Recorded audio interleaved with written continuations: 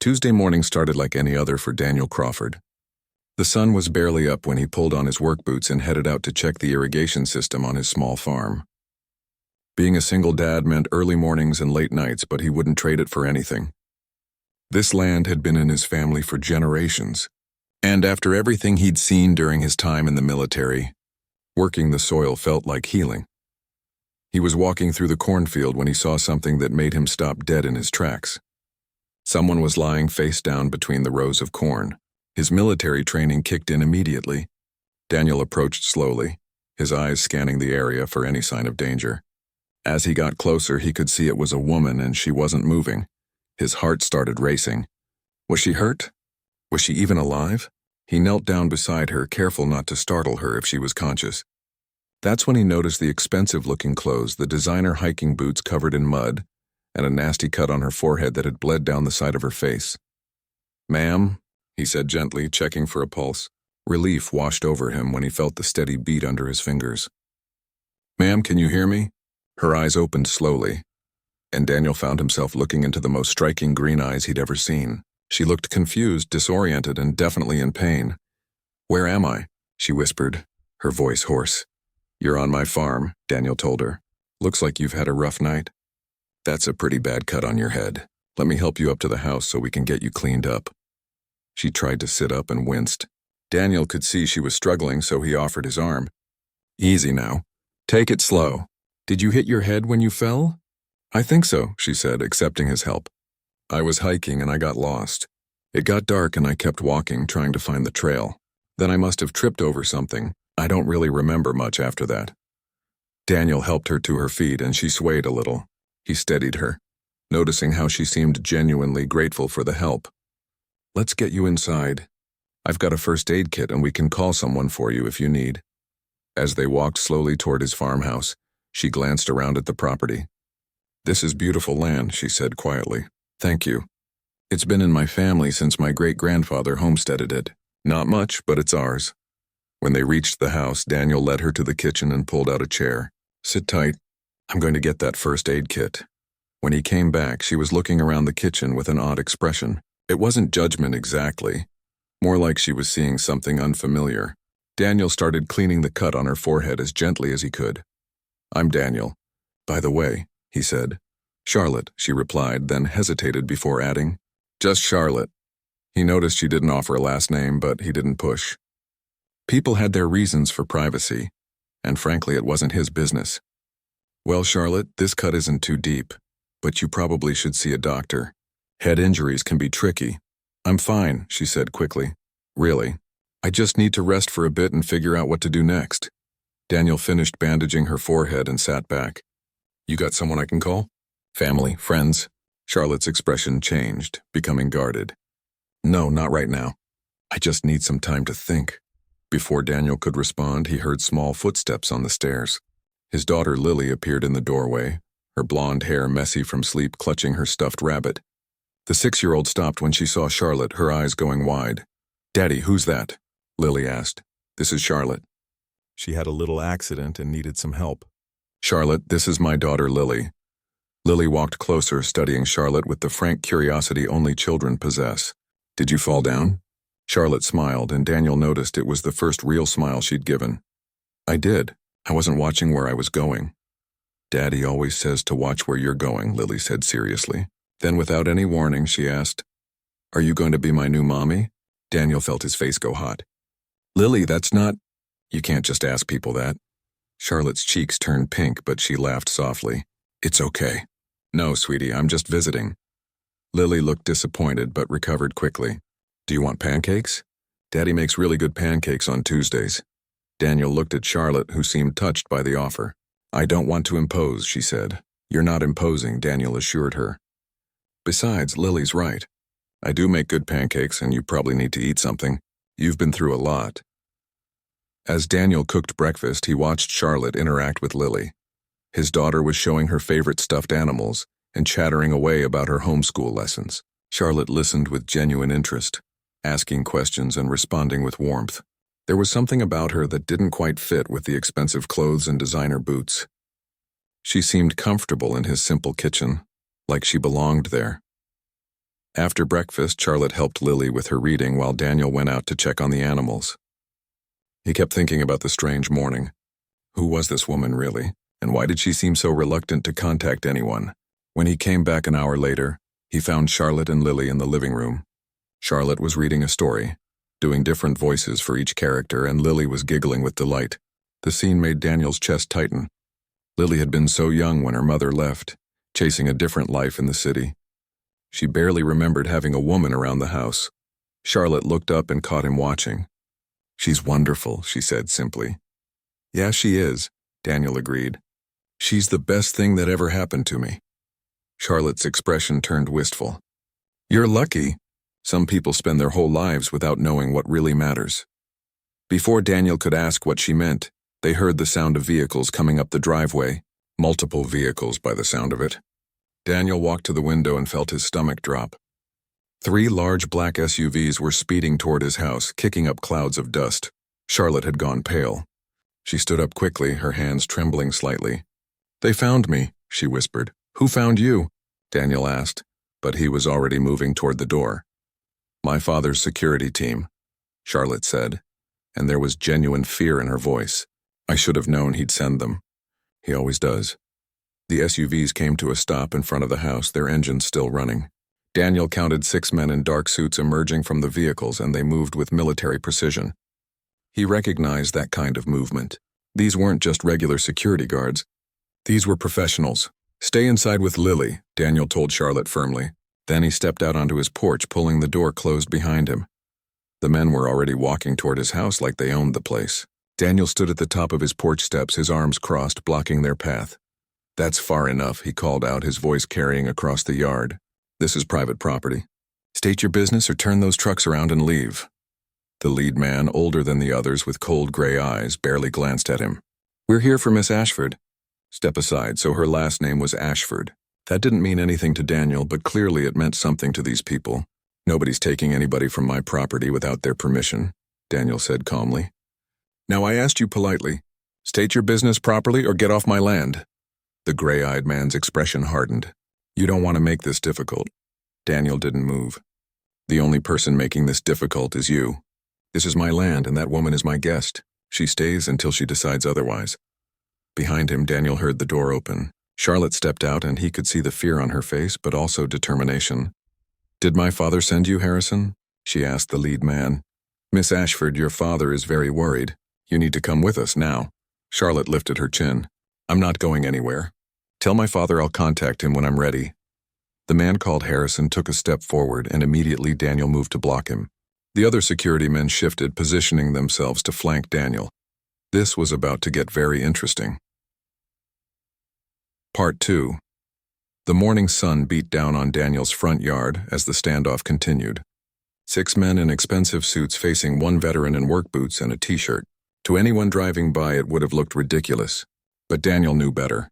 He'd been in enough tense situations to recognize when things could go sideways fast. Harrison, the lead security man, studied Daniel with those cold gray eyes. "You have no idea what you're getting involved in," he said, his voice low and threatening. "Richard Ashford is one of the most powerful men in this state. He owns half the businesses in this county. We can make your life very, very difficult." Daniel didn't flinch. "My great-grandfather cleared this land with his own hands.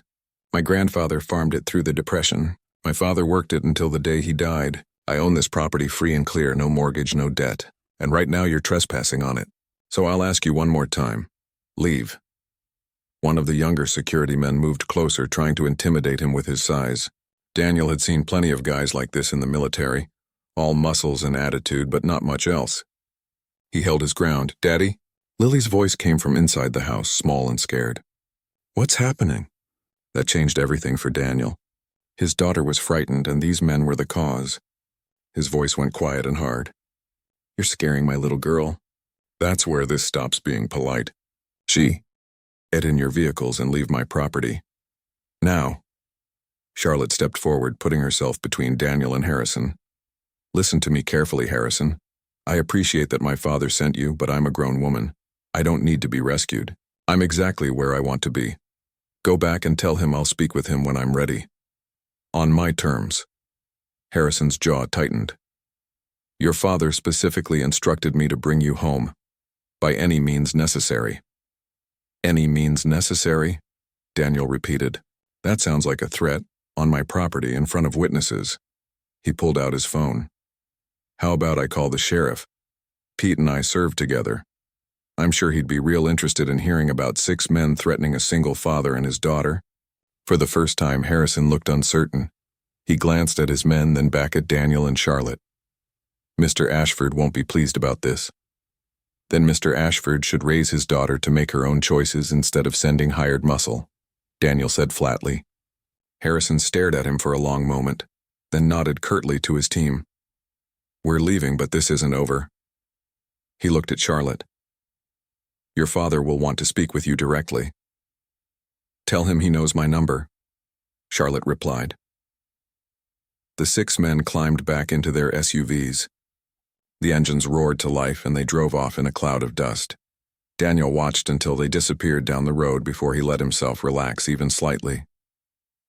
Charlotte was shaking. I'm so sorry. I should have left before they found me. I've put you and Lily in danger. Hey, Daniel said gently. Nobody's in danger.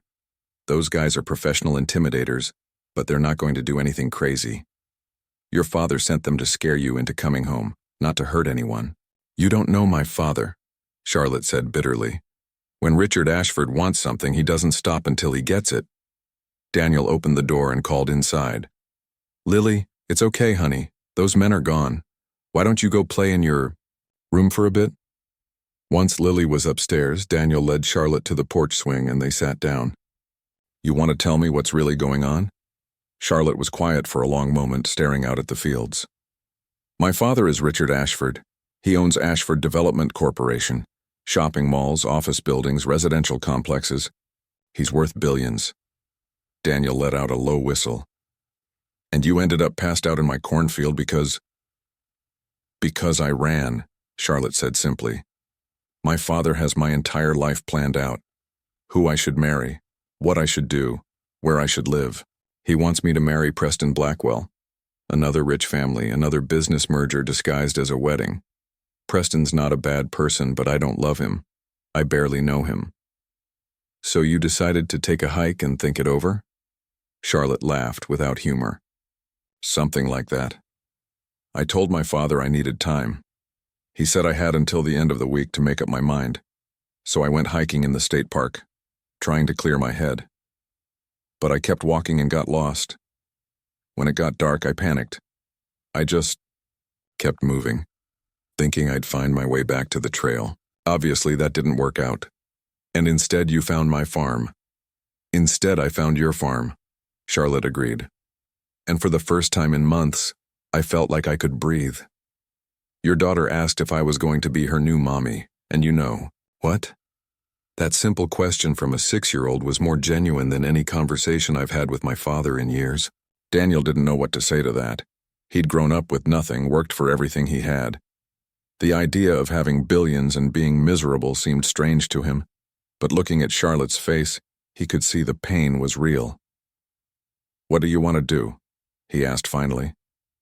I don't know, Charlotte admitted. I can't stay here. You saw what happened. My father will make your life hell until I go back. Maybe, Daniel said. Or maybe he'll realize you're serious about making your own choices. Charlotte shook her head. You don't understand. My father doesn't think like that. He sees obstacles and he removes them. Right now you're an obstacle. As if to prove her point, Daniel's phone rang.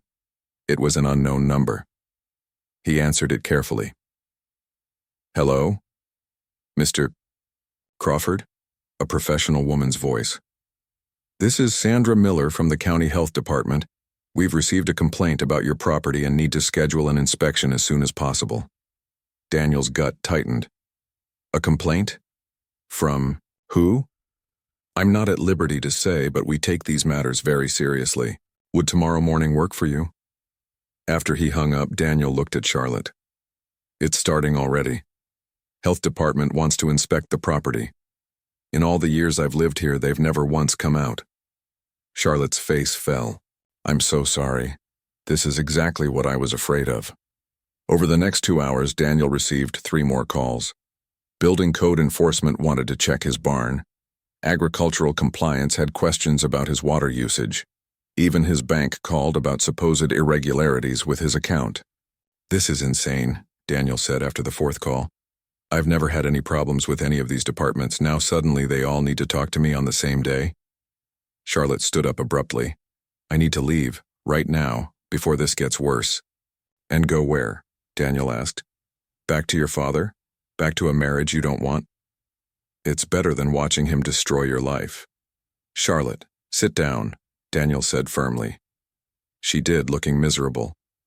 "Listen to me. I've been in combat. I've seen what real pressure looks like. This is just rich man games." "Annoying?" "Sure, but nothing I can't handle." "You don't understand what my father is capable of." "Maybe not," Daniel admitted. "But I understand what giving in teaches bullies. It teaches them that intimidation works. Is that really what you want?" Before Charlotte could answer, Lily came running downstairs. "Charlotte, I found my old coloring books. Do you want to color with me?" Charlotte's expression softened immediately. "I'd love to, sweetheart." Daniel watched them settle at the kitchen table with crayons and coloring books. Lily was chattering happily about her favorite colors, and Charlotte was listening like it was the most important conversation in the world. His daughter had been through so much when her mother left. Seeing her this happy, this comfortable with someone, it meant something. That evening, after Lily was in bed, Daniel found Charlotte on the porch. She was staring up at the stars, and there were tears on her cheeks. "I can't remember the last time I colored," she said quietly. "Or read stories just for fun, or had breakfast without checking my phone 50 times. Your daughter has more freedom in her 6 years than I've had in my entire life." Daniel sat beside her. "It's not too late to change that, isn't it?" Charlotte wiped her eyes. "Look what's already happened in one day. How many more departments will call tomorrow? What will my father do next?" "I don't know," Daniel said honestly. "But I know running doesn't solve anything. And I know that little girl upstairs has been happier today than she's been in months. She needs positive people in her life. And honestly, so do I." Charlotte looked at him. Really looked at him. "Why are you doing this? You don't even know me." "I know enough," Daniel said. "I know you're kind. I know you're brave enough to run from a life you don't want. I know my daughter trusts you, and Lily's a pretty good judge of character. That's enough for me." They sat in comfortable silence for a while, listening to the crickets and watching the stars. Finally, Charlotte spoke again. "Okay, I'll stay, at least for a few days. But the minute this gets too dangerous for you and Lily, I'm leaving. Deal?" "Deal," Daniel agreed. He had no idea that the real battle was just beginning. Part 3. The next morning brought exactly what Daniel expected. A county inspector showed up at 7 a.m. sharp, clipboard in hand and an apologetic expression on his face. Daniel could tell the man didn't want to be there, but someone had made a call, and now he had to follow through. They spent 2 hours going through every inch of the property. The inspector checked the well water, examined the barn structure, looked at the electrical wiring in the house, even measured the distance between the chicken coop and the property line. Daniel followed him around, answering questions politely while his anger simmered just below the surface. "Look," the inspector finally said, "I'm going to be straight with you. Everything here is fine. Better than fine, actually. You maintain this place really well. But I got a call from someone high up saying there were serious violations. When I write my report, it's going to say there aren't any. But whoever made that call isn't going to be happy about it." "I appreciate your honesty," Daniel said. "Just watch yourself," the inspector warned. "Powerful people don't like being told no." After he left, Daniel found Charlotte helping Lily with her math lessons at the kitchen table. The scene looked so natural, like they'd been doing this for years instead of just 2 days. "How bad was it?"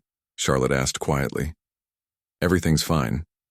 The inspector was actually decent about it, but he confirmed what we already knew. Your father's pulling strings. Charlotte's phone buzzed for the 50th time that morning. She'd been ignoring it, but Daniel could see the stress building in her shoulders. You should probably talk to him eventually, he said. I know. I'm just not ready yet. She looked down at Lily's math worksheet. I need to figure out what I really want before I face him. The afternoon brought a visit from Daniel's neighbor, old Tom Henderson, who farmed the property to the north. Tom had been friends with Daniel's father and had known Daniel since he was a boy. Danny, Tom said, his weathered face concerned. I got a strange call today. Some company called Ashford Development wants to buy my land. Offered me twice what it's worth.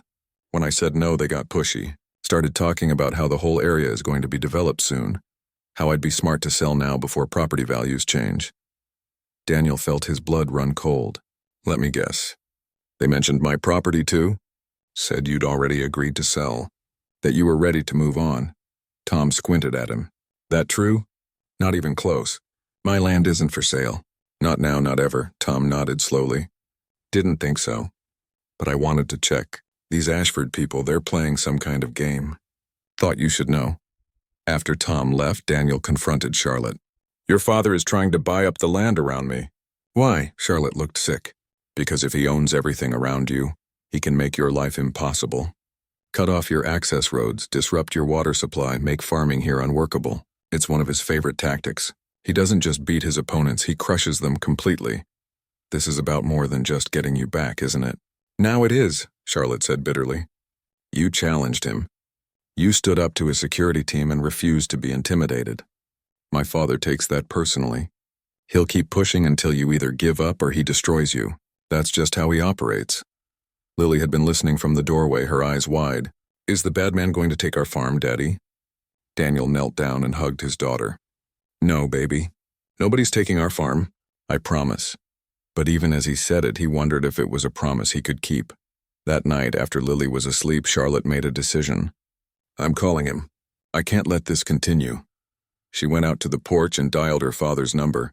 Daniel stayed inside to give her privacy, but he could hear her raised voice through the window. No, Father, you don't get to do this. I don't care what you think is best for me. He's a good man with a daughter, and you're trying to ruin his life. Because I asked him for help and he gave it without asking for anything in return. When's the last time someone in your world did that? The call lasted 20 minutes. When Charlotte came back inside, she looked exhausted and angry. He wants me to come home. He says if I do, he'll back off from you. If I don't, he'll keep pushing until there's nothing left of your farm or your life. So he's using me as leverage, Daniel said. Yes. And it's working. Because I can't stand watching this happen. Charlotte's eyes filled with tears. You don't deserve this. Lily doesn't deserve this. I should have kept walking that night instead of passing out in your field. Hey, Daniel said gently. Don't say that. These past few days, watching you with Lily, seeing you happy doing simple things like coloring and reading stories, that's been good for both of them. And honestly, it's been good for me too. Charlotte looked at him in surprise. What do you mean? Daniel hesitated, then decided to be honest. When Lily's mom left, she said this life was too small for her. The farm, the quiet, the routine. She wanted excitement, city life, more than I could give her. I've spent 3 years wondering if she was right. If maybe I am too simple, too boring, too stuck in my ways. Daniel, that's not... Let me finish, he said. Then you show up and you've got everything my ex wanted. Money, connections, access to a glamorous life. But you're running from it. You're happy here, doing the simple things she hated. It made me realize that maybe I'm not the problem. Maybe I just need to find someone who values the same things I do. Charlotte stared at him and something shifted in her expression. I've never met anyone like you. Everyone in my world wants something from me. My name, my money, my connections. You don't want any of that. I want you to be happy, Daniel said simply. And I want my daughter to be safe and happy. That's it.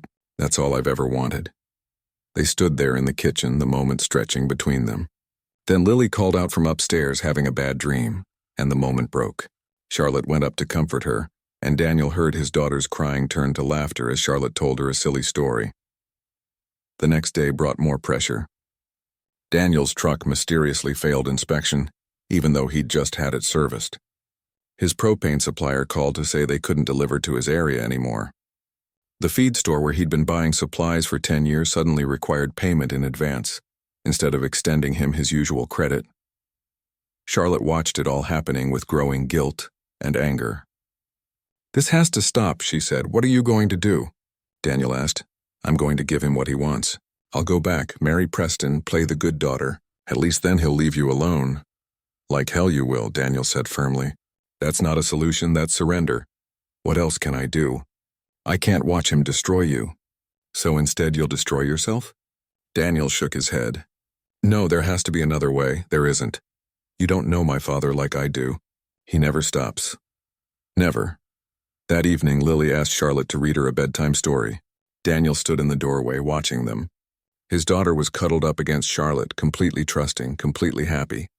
Charlotte was reading with different voices, making Lily giggle. When the story was done and Lily was drowsy, she looked up at Charlotte with sleepy eyes. "I wish you could stay forever," she said. Charlotte's voice was thick when she replied, "I wish I could too, sweetheart." After Lily fell asleep, Daniel found Charlotte crying in the bathroom. "I can't do this," she sobbed. "I can't break her heart. I can't watch your life fall apart. But I can't go back to that cage either. I don't know what to do." Daniel pulled her into a hug and she clung to him like he was the only solid thing in a shifting world. "We'll figure it out," he promised. "Together? How? How can we fight someone with unlimited money and power?" "I don't know yet," Daniel admitted. "But I know giving up isn't the answer. My great-grandfather fought drought and depression to keep this land. My grandfather fought bank foreclosures. My father fought illness and debt. They didn't give up, and neither will I. Neither will we." Charlotte pulled back and looked at him. "Why are you doing this, really?" Daniel brushed a tear from her cheek. "Because some things are worth fighting for. This land, my daughter's happiness, and you. You're worth fighting for, Charlotte." Her eyes searched his face. "Daniel, His phone rang, interrupting whatever she was about to say. It was Pete, the sheriff, his old military buddy. "Danny, I just got a weird complaint filed against you. Something about threatening Richard Ashford's security team. I know it's garbage, but I have to come out and talk to you about it officially. Can I stop by tomorrow?" After Daniel hung up, Charlotte had gone pale. "He's escalating. Next, he'll find a way to make you look dangerous. Maybe even try to take Lily away. Claim you're an unfit parent." The thought of losing his daughter made Daniel's blood run cold. He wouldn't. He absolutely would. And he has the lawyers and money to make it happen. They stood there in the quiet farmhouse, the weight of an impossible situation pressing down on them. Somewhere in the distance, a coyote howled. The war was just beginning. Part 4 morning came too early. Daniel had barely slept, his mind racing through scenarios and possibilities. When he went downstairs, he found Charlotte already awake, sitting at the kitchen table with a cup of coffee and a determined expression on her face. "I've made a decision," she said. Before she could continue, they heard the sound of vehicles again, but this time it was different. Only one vehicle. A sleek black sedan that screamed money and power. It pulled up slowly, deliberately, and a single man stepped out. Daniel knew immediately who it was. Richard Ashford looked exactly like he'd imagined. Expensive suit, silver hair perfectly styled, moving with the confidence of someone who'd never been told no in his entire life. But there was something else, too. The man looked tired, older than his years. And when his eyes found Charlotte through the window, Daniel saw something that surprised him. Relief. "That's him," Charlotte whispered. "My father actually came himself." "Stay inside with Lily," Daniel said, but Charlotte shook her head. "No. This ends now, one way or another." "I'm not hiding anymore." They walked out together. Richard Ashford stopped at the bottom of the porch steps, looking up at his daughter. For a long moment, nobody spoke. "Charlotte," Richard finally said, and his voice wasn't what Daniel expected. It wasn't commanding or angry. It sounded almost uncertain. "Father?" Richard's eyes moved to Daniel. "You must be Daniel Crawford. Bronze Star recipient. Purple Heart.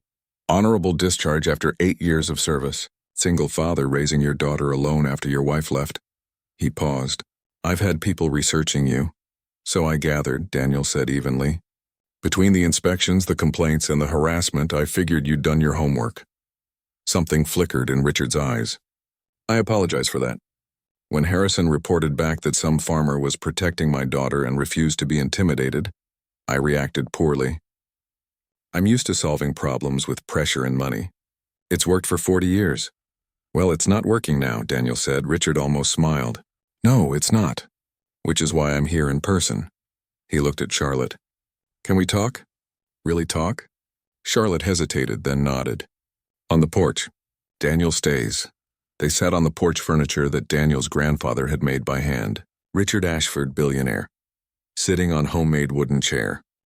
It's like any other visitor. It would have been funny if the situation wasn't so serious. I got your message last night, Richard said to Charlotte. About choosing to stay here. About being happy for the first time in years. It kept me up all night. Good, Charlotte said coldly. You've been keeping me up for years with your plans and demands. Richard flinched. I know. And I know apologies are meaningless at this point. But I want you to understand something. When your mother died, you were only 10 years old. I promised her I'd take care of you, give you the best life possible. I thought that meant money, security, connections. What it meant was control, Charlotte said. Yes, Richard admitted, because control meant safety to me. If I controlled everything, nothing bad could happen to you. You'd never struggle like I did growing up, never know what it's like to be powerless. He looked at Daniel. Your military record says you were wounded protecting your unit. Took shrapnel meant for 3 other soldiers. They all survived because of you. That's what you do for people you care about, Daniel said. You protect them. By giving them freedom to make their own choices, Richard said quietly. Not by building a cage around them, even if the cage is gilded. He turned back to Charlotte. I've been building you a cage your whole life. I see that now. Charlotte's eyes filled with tears. Then let me out of it. There's something else you need to know, Richard continued. Preston Blackwell, the man I wanted you to marry. I called off the arrangement 3 days ago. Charlotte stared at him in shock. What? I told his family it wasn't happening. That my daughter would make her own choices about her life, including who she marries. Richard ran his hand through his hair, suddenly looking every one of his 60 years. His father was furious. We had business deals tied to that marriage. I'm going to lose about $50 million when everything falls apart. Father, I don't care about the money, Richard said, and Daniel believed him. I care about my daughter, and I've been so focused on what I thought was best for you that I never stopped to ask what you wanted. So I'm asking now, what do you want, Charlotte? Charlotte was crying now, but she spoke clearly. I want to start a nonprofit foundation. I want to help veterans transition back to civilian life. Too many of them come home and have nowhere to go. No support, no purpose. I want to give them that. Richard looked at Daniel. Did you put this idea in her head? No, sir, Daniel said. She told me about it 2 days ago. It's a good idea.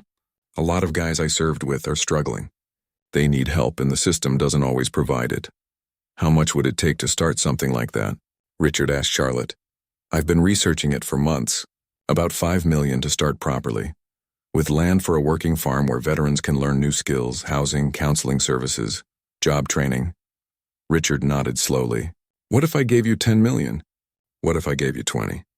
What could you do with that? Charlotte's mouth fell open. Father, I wasn't asking you for money. I wanted to do this on my own. I know you weren't asking. I'm offering. Because watching you these past few days, even from a distance, I've seen something I haven't seen in years. Fire, purpose, passion. You've been sleepwalking through your life, doing what I wanted, being who I told you to be. But here, on this farm, helping a little girl with her homework and talking about helping veterans, you're alive again. Daniel watched this powerful man trying to connect with his daughter. It wasn't smooth or easy. Richard Ashford wasn't used to being vulnerable, but he was trying. Lily appeared in the doorway, rubbing her eyes. Daddy, who's the man? Before anyone could answer, Lily walked straight over to Richard. Are you Charlotte's daddy? Richard looked startled. Yes, I am. Are you the one making my daddy sad? Lily asked with the brutal honesty of children. Richard's face crumpled slightly. Yes, I'm very sorry about that. You should say sorry to my daddy then, Lily said seriously. That's what I have to do when I'm mean. Richard stood up and walked over to Daniel, extending his hand. I apologize, Mr. Crawford. I used my resources to harass and intimidate you because you helped my daughter when she needed it. That was wrong. I'll make sure all the complaints and issues go away. Today. Daniel shook his hand. Apology accepted. But Charlotte makes her own choices, always. Agreed, Richard said. He looked at his daughter. Come home. Not to marry Preston, not to be who I want you to be. Come home and let's build this foundation together. I'll provide the funding. You provide the vision and the passion. Partners, not parent and puppet. I can't just leave, Charlotte said, glancing at Daniel and Lily. Why not? Richard asked, then understanding dawned. Oh, I see. He looked between them. How long have you two known each other? 3 days? 4, Daniel corrected. Richard actually laughed. 4 days and my daughter is looking at you like you hung the moon. And you're looking at her the same way. Do you realize how insane this is? Pretty insane, Daniel admitted. But some things don't need time to be real. Lily tugged on Charlotte's shirt. Are you leaving? Charlotte knelt down. I have to go home, sweetheart. I have work to do. Important work helping people. But you'll come back? Lily asked, her bottom lip trembling. Charlotte looked at Daniel, a question in her eyes.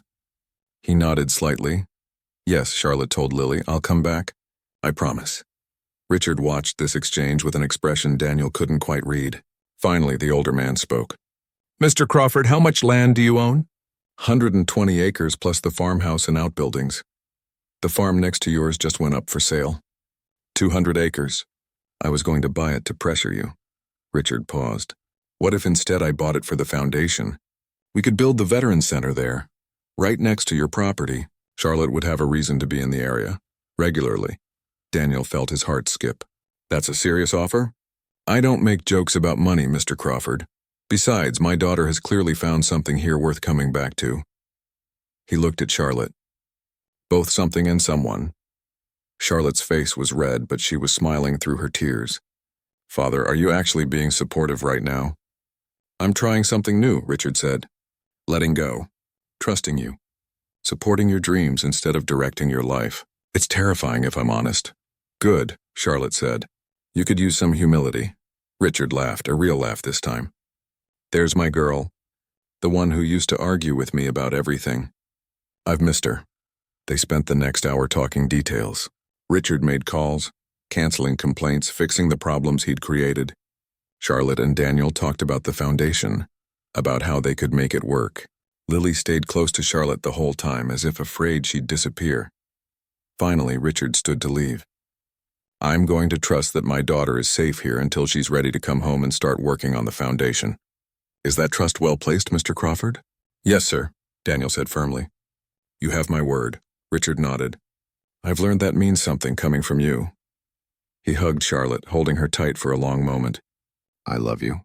I'm sorry it took me so long to show it the right way. I love you too, Dad, Charlotte whispered. As Richard's car drove away, Charlotte turned to Daniel. Did that really just happen? I think it did, Daniel said, still slightly shocked. Lily pulled on both their hands. Does this mean Charlotte can stay? Charlotte knelt down. For a few more days, yes. Then I have to go home and start building something amazing. But I'll visit. A lot, is that okay? Lily threw her arms around Charlotte's neck. Okay. That night after Lily was asleep, Daniel and Charlotte sat on the porch swing again. Thank you, Charlotte said quietly, for not backing down, for fighting for me when I wasn't sure how to fight for myself. Thank you for trusting me, Daniel replied, and for showing Lily what a strong, independent woman looks like.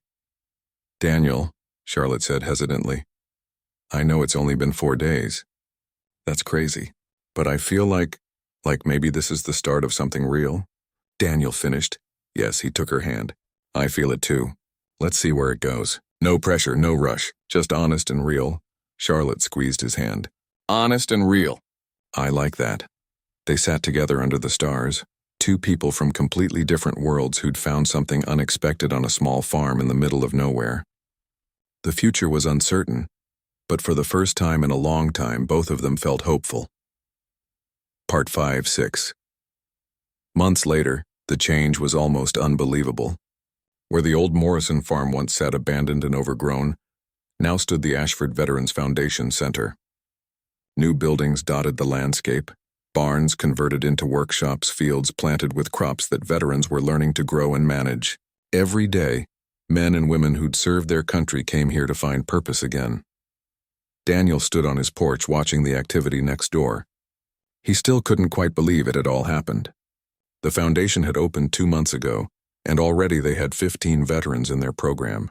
Some were learning agriculture, Others were taking business classes or getting counseling. All of them were finding their way back to a normal life. Charlotte's vision had become reality, and it was beautiful to watch. Speaking of Charlotte, her car pulled up the driveway right on schedule. She'd been splitting her time between the foundation and her father's business in the city, trying to balance both. Part one worlds. It wasn't easy, but she was making it work, and every weekend she came back to the farm. "Daddy, Charlotte's here," Lily yelled, bursting out the door and running toward the car. At 7 now, his daughter had grown so much in 6 months. More confident, happier, more open to the world. Charlotte climbed out of her car and caught Lily in a hug. "Hey, little miss. How was school this week? I got an A on my science project. Want to see it?" "Absolutely. Let me say hi to your dad first." Charlotte walked up to the porch and Daniel met her halfway. They'd been taking things slow like they'd promised. But slow didn't mean the feelings weren't strong. He pulled her into a hug, breathing in the familiar scent of her perfume. "Missed you," he said quietly. "Missed you too. How was the week?" "Good." 3 new veterans arrived at the center. One of them, Jamie, she was in the Marines. Seems like she's having a rough time adjusting. Charlotte's expression turned serious. "I'll talk to her tomorrow. Sometimes the women have a harder time because they feel like they have to be twice as strong." This was what Daniel loved about her. Charlotte had thrown herself into the foundation work with complete dedication. She knew every veteran's name, their story, what they were struggling with. She wasn't just funding it, she was living it. They spent the evening like they usually did. Dinner together, the 3 of them around the kitchen table, Lily chattering about her week, showing Charlotte her schoolwork, asking questions about the foundation. After dinner, Charlotte helped with bath time and read bedtime stories while Daniel cleaned up. "She adores you," Daniel said when Charlotte came back downstairs. "The feeling is mutual. That kid is something special. She wants to know when you're moving in," Daniel said carefully. They'd danced around this topic for months now, both afraid to push too hard, too fast. Charlotte smiled. "What did you tell her?" "That grown-ups move slower than 7-year-olds want them to." He paused. "But honestly, Charlotte, I've been thinking about it too. You're here every weekend. Half your clothes are in the guest room. Lily asks for you when you're not here." "And you what?" Charlotte prompted gently. "I can't imagine this place without you anymore," Daniel admitted. "These 6 months, watching you build something amazing, watching you with Lily, watching you become part of our lives. It's been the best 6 months I've had in years." Charlotte moved closer to him. "I've been thinking about it too. But it's complicated. My father still needs me in the city for some things, and I don't want to disrupt Lily's routine. This is her home and I'm still the newcomer." "You're not a newcomer anymore," Daniel said firmly. "You're family." Before Charlotte could respond, there was a knock at the door. Daniel opened it to find Richard Ashford standing there, which was surprising. Richard usually called before visiting. "Mr. Ashford," Daniel said, "is everything okay? May I come in? I have something to discuss with both of you." They sat in the living room and Richard got straight to the point. "The foundation is exceeding every expectation. In 6 months, we've helped 15 veterans find purpose and stability. We've had inquiries from 3 other states about replicating the model. Charlotte, you've done something extraordinary here." "Thank you, Dad," Charlotte said cautiously. "But you could have told me that over the phone." Richard smiled. "True, but I also wanted to discuss expansion. What if we opened a second location, maybe in Montana or Colorado, somewhere with good land and veterans who need support?" Charlotte's eyes lit up. "Really? You'd fund that?" "I'd fund 10 of them if they work as well as this one. But here's the thing. You can't run them all personally. We'd need to hire directors, train staff, create a system that can replicate what you've built here." "That means more time away," Charlotte said, glancing at Daniel. "Actually, I was thinking the opposite," Richard said. "What if you moved here permanently, ran the flagship center from here, and traveled to the other locations as needed? You could hire someone to handle the city office work." Daniel's heart skipped. Charlotte looked stunned. "You're suggesting I leave the city?" Charlotte asked. "I'm suggesting you live where you're happiest," Richard said. "And from what I've observed, that's here. Besides, I've been doing some research." He pulled out papers from his briefcase. "Daniel, your property has ideal land for expanding the Foundation's agricultural program. What if we partnered officially? You'd run the farming operation, Teach veterans the skills, and the foundation would compensate you fairly for the use of the land and your expertise. Daniel looked at the papers, then at Charlotte. This is a lot to process, I know. Take your time. But Charlotte, I meant what I said 6 months ago. This is your life, your dream, your choice. I'm just here to support it. Richard stood up. Think it over. Both of you. Let me know what you decide. After Richard left, Daniel and Charlotte sat in stunned silence. He just gave me permission to move in with you, Charlotte said finally. My billionaire father, who 6 months ago was trying to force me into an arranged marriage, just told me to follow my heart. Daniel laughed. People change, I guess. Is that what you want? To move here permanently? Charlotte turned to face him. Daniel, I've been in love with you for 4 months. I've been too scared to say it because it seemed too fast, too crazy. But yes, I want to move here. I want to be with you and Lily. I want to wake up every morning and walk next door to help veterans. I want to color with your daughter and fix fence posts and have dinner at this table every night. Daniel pulled her close. I love you too. I have for a while now. I was just waiting for the right time to say it. Is now the right time?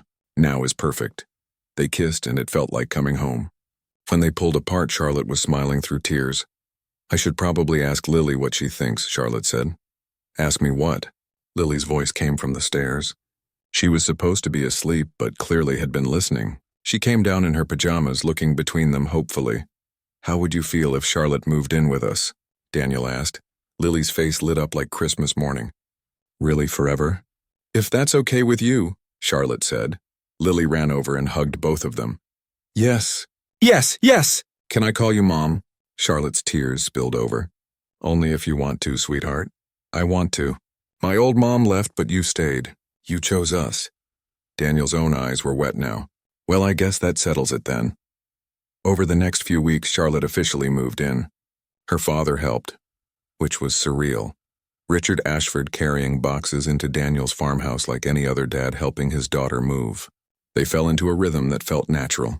Charlotte working at the foundation during the day, Daniel farming and teaching veterans agricultural skills, both of them taking turns with Lily. The foundation continued to grow. They opened a second location in Montana within a year, then a third in Colorado. Charlotte traveled when needed but always came home to the farm. Daniel's property became part of the foundation's agricultural training program, and he found purpose in teaching others what his family had taught him about working the land. One evening, about a year after Charlotte had moved in, they had a celebration at the foundation. Jamie, the Marine veteran Charlotte had mentioned that first weekend, was graduating from the program. She'd secured a job as a park ranger and was moving into her own apartment. She stood up to give a speech. I came here broken, Jamie said. I thought I'd never fit into normal life again. But this place and the people here, they showed me I wasn't broken. I just needed time, support, and a purpose. Charlotte, Daniel, everyone at the foundation, you gave me my life back. Thank you. There wasn't a dry eye in the room. After the ceremony, Daniel found Charlotte outside, looking at the stars like she had that first night on his porch. What are you thinking about? He asked, wrapping his arms around her from behind. How 4 days changed my entire life. If I hadn't gotten lost that night, if I hadn't stumbled onto your property, where would I be? Probably married to Preston, miserable in some mansion. Charlotte turned in his arms. And you'd still be here taking care of Lily alone, wondering if your life was too small. But instead we're here, together, helping people, raising an amazing kid, building something that matters. Daniel kissed her forehead. Speaking of building things, I've been thinking. About? He pulled a small box from his pocket. About making this permanent, official, if you're interested. Charlotte stared at the ring box, then at him, her eyes wide. Daniel Crawford, are you proposing? I am. Charlotte Ashford, will you marry me? Will you officially become part of this family, this farm, this crazy life we've built together? Yes, she said immediately. Yes, absolutely, yes. He slipped the simple diamond ring onto her finger. It wasn't flashy or expensive, just a single stone that caught the starlight. Charlotte looked at it like it was the most beautiful thing she'd ever seen. It was my grandmother's, Daniel said. 3 generations of farm wives wore it. I thought maybe. It's perfect, Charlotte interrupted. Everything about this is perfect. Inside, through the window, they could see Lily doing homework at the kitchen table, completely content. Next door, the foundation's lights were on as the evening counseling sessions wrapped up. Veterans were finding their way home, just like Charlotte had found hers. "You know what I realized?" Charlotte said. "My father spent billions trying to build a legacy. But this was